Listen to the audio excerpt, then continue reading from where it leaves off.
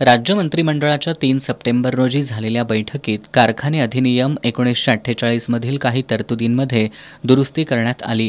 यामध्ये कामगारांच्या कामाच्या वेळेत बदल करून दिवसाला 8 तासांऐवजी 12 तास काम करण्याची तरतूद करण्यात आली आहे।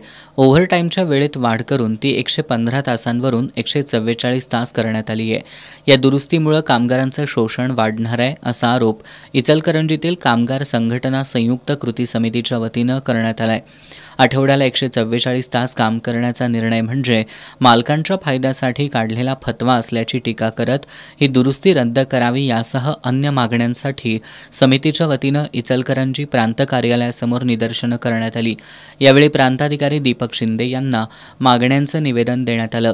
याप्रसंगी शामराव कुलकर्णी, कॉम्रेड दत्ता माने, आनंद गुरव, हनुमंत लोहार, सुनील बारवाडे, राजेंद्र निकम, राजकुमार पोवार यांच्यासह अन्य पदाधिकारी उपस्थित होते।